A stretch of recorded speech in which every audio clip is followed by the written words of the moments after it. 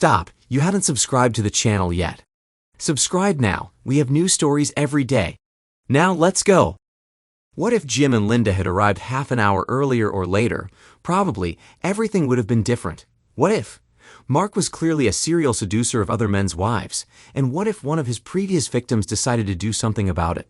I was watching the predator from about 3 meters away as he scanned the area. He pretended to be socializing, but it was just a clever cover for his intentions.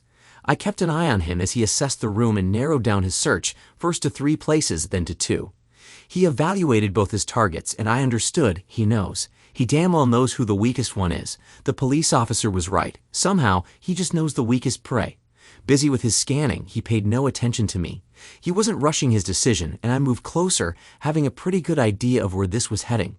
He stopped, assessed the situation, and made a decision. The expression on his face shifted from evaluating to friendly. I knew I was looking at the sharpest alpha wolf for miles around, and he had chosen his prey. He headed toward the table. A pretty blue-eyed blonde in her early 30s, wearing a blue dress, sat next to a guy about the same age. He looked good. He was happily married, but not for long. I intercepted him before he reached the table and smiled. Hey, remember me? He was so focused on his prey that he hadn't noticed my approach. He glanced at me and said, "Wait." "Oh, what?" "No, I'm busy. I only give out autographs at official events." I shook my head. "Sad, but I guess I'm just a statistic in your world. You seduced my wife 8 months ago. We were here. You asked her to dance. She agreed despite my objections, and you danced with her. Then, you invited her over and slept with her. On my damn anniversary." People looked up. His face changed when he realized tonight's seduction clearly wasn't going to work. I glanced around. The entire restaurant's attention was on us. Everyone was watching as the drama unfolded. The woman in the blue dress had no idea that if I hadn't added a little drama to the night, she would have betrayed her husband in the worst way possible. "Well, sorry. Won't happen again," he sneered. I shook my head. "It's all about the numbers. You enjoy picking up married women right in front of their husbands, and it works. Rumor has it, 2 or 3 a week in the off-season and once a week during the season. Impressive numbers," he smiled. "Add narcissism to the fact that you're simply one of the worst people on the planet." I smirked back. 5 years. Let's estimate, about 100 women a year for 5 years since you were drafted to the local team. You've ruined 500 marriages. I shook my head again. Let's assume half of them reconciled, though in reality, the marriage was already broken. It will never be the same again. I wonder how many children cry their eyes out because their parents divorced because of you. My kids cried. He looked impassive, slightly embarrassed, but most likely he was already thinking about how to change his tactics in the future. A hotel staff member approached to silence me, so I set the countdown timer on my watch. 4 minutes, 30 seconds. I had studied the police response times and figured that was exactly how long it would take from the 911 call until the police burst through the door. The timer beat every minute until it reached 0. I pulled out my Glock and pointed it at Mark's head. The hotel staff member stepped back, and the woman's husband in the blue dress stood up and shielded his wife. I shook my head. He was ready to take a bullet for her, but she would have betrayed him if I hadn't changed the course of the evening. Of course, none of them knew that, and I wasn't about to enlighten them. He looked nervous, but almost confident. It was a strange expression, as if he had been through this before. "My kids cried their damn eyes out when we got divorced," I said. At least 4 people were recording this on their phones. One of them noticed that I saw him, and he tried to hide his phone. "Hey, record away," I told him. Here's the short 30-second version of what's happening here. Mark seduces women right in front of their husbands. That's his thing. He makes sure the husbands know they're being cheated on. My dear wife danced with Mark and then came back. My watch beat. 4 minutes. When I started explaining to her why what she did was a crappy thing to do to her husband, she deliberately spilled wine on herself. I continued. She said she needed to go clean up and that it would only take a few minutes. A few minutes turned into 20. I went to look for my wife and started causing a scene until an employee told me that my wife, who had supposedly gone to the restroom, had left with him. The police showed up and took me away to cool off for 2 hours. The people around us were shocked, and Mark looked more furious than anyone else. He was clearly rethinking his future conquests. The group of people recording had grown from 4 to about 20. Many, including the woman in the blue dress, looked stunned. I looked Mark in the eyes and said, "Take off your pants." Mark was stunned. I waved the gun. "Take off your pants, you scumbag." "Why?" Mark asked. I replied sarcastically, "Since I grew horns, I've become a raging homosexual, and now I'm dying to see your size. Now, damn it, take off your pants." Mark lowered his suit trousers. Underwear too, I added. Now he stood there, exposed for everyone to see.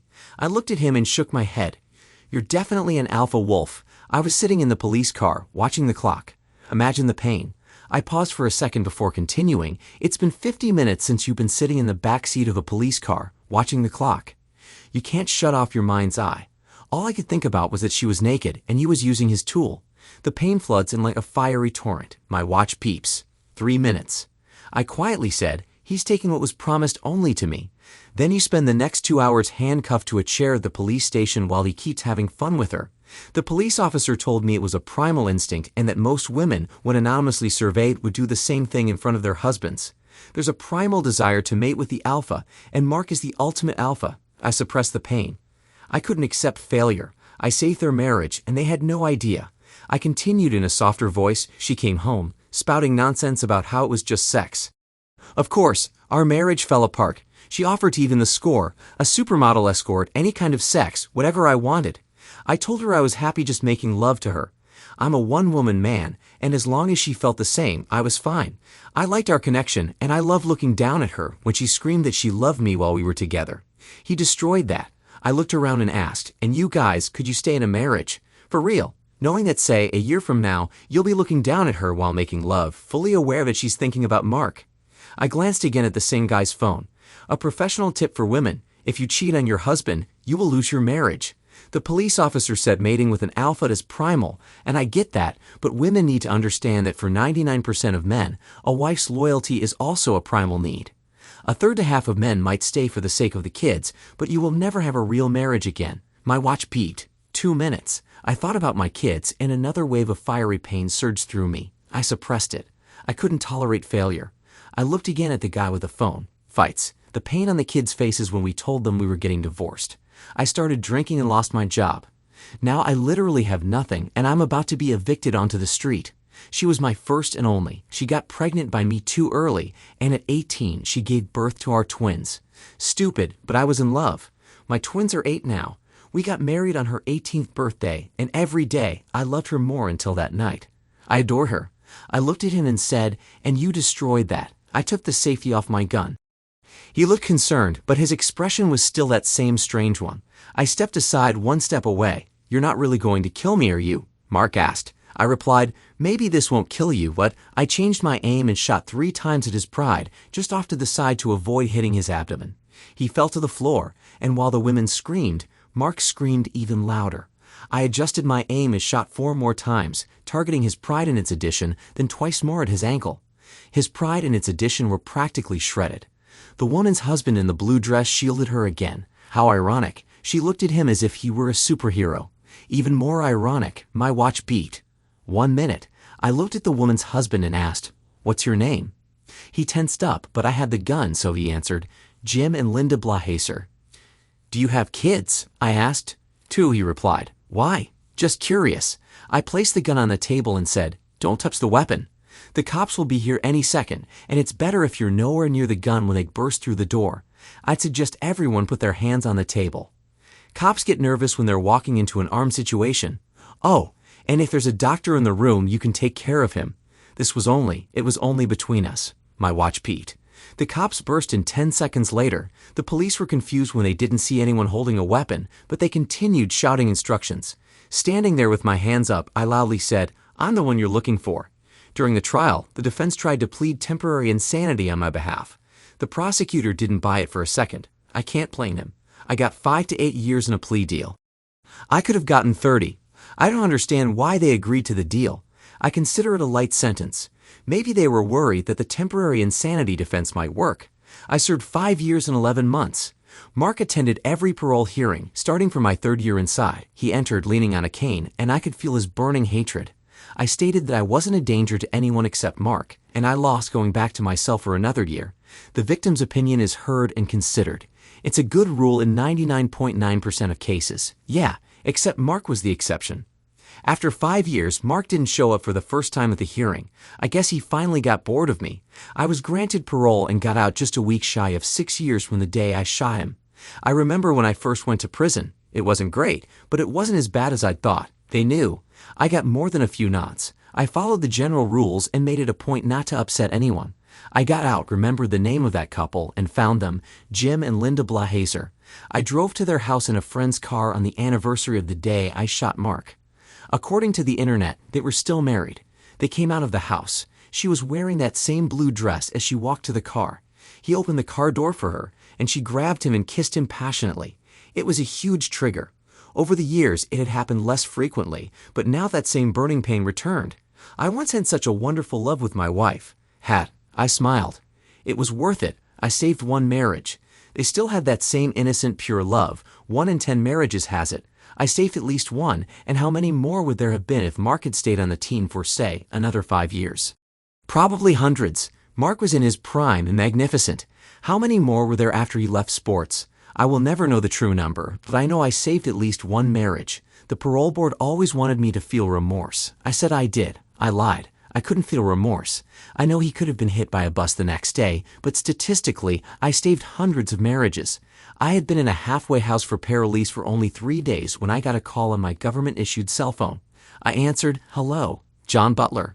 A male voice asked. "Yes," I replied. "This is Tony Carruthers." He owned a transportation company and was ready to hire me, even offering to train me as a truck driver. Beggars can't be choosers, as they say. I was in Tony's office. Another guy sat next to Tony, and there was an empty chair as well. He asked me only one question. "Are you planning to shoot anyone else?" "No," I replied. Tony nodded. "I saw the news. The videos they recorded when you shot Mark went viral. The police chief lost his job because of it. They sacrificed him.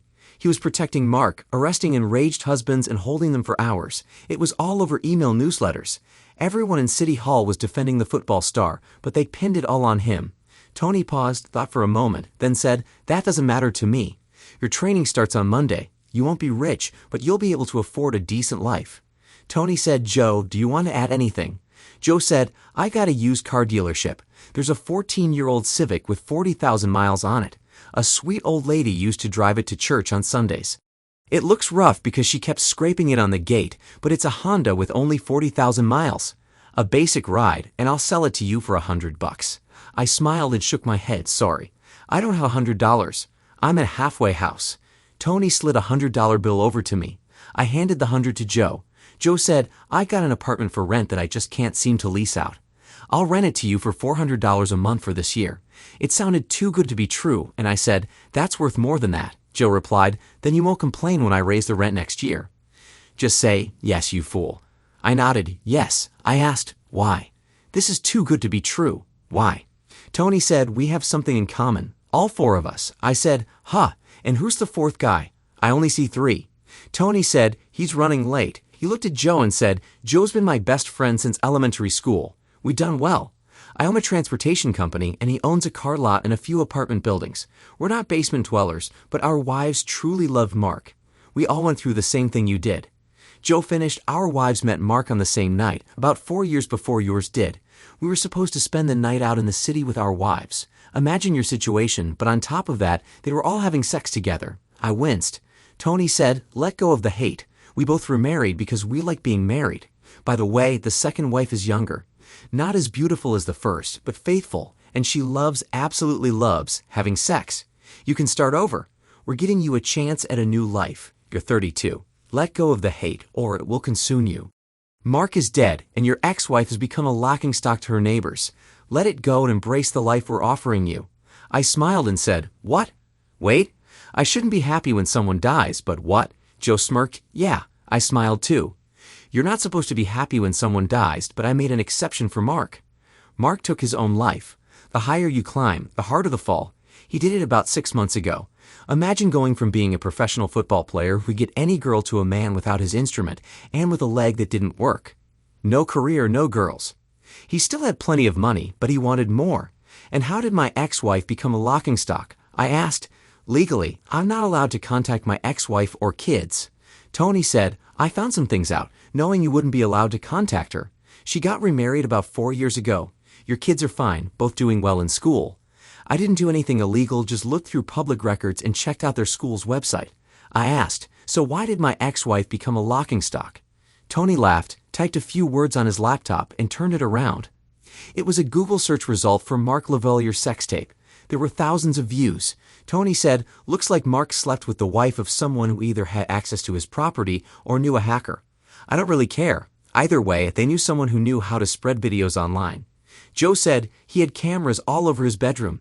There was a studio in the basement. He had a guy operating the cameras hidden in the light fixtures and walls. He had 3 angles on his bed and another camera in the shower. Somehow, all of his videos were uploaded to 50 different websites simultaneously. Tony clicked on the first result, and I looked closely at the browser. It said, "Join now for access to all 591 videos of wives with Mark Lavalier from all 3 angles. Bonus shower footage." Joe looked at me and repeated, "Let go of the hate. We've been waiting a long time to help you. You've got friends here. All of us were betrayed by our wives for him. Now he's dead." The weight lifted off my shoulders and I nodded. I almost, damn it, started crying from the relief. A minute later, I asked, "So who's the other chair for?" I heard the door open and then a voice, "Sorry I'm late. I had a court hearing and I'll have to head back soon. Can't sit and chat." I turned around. My prosecutor looked at me, smiled, and left. Thanks to everyone who took the time to listen to today's stories.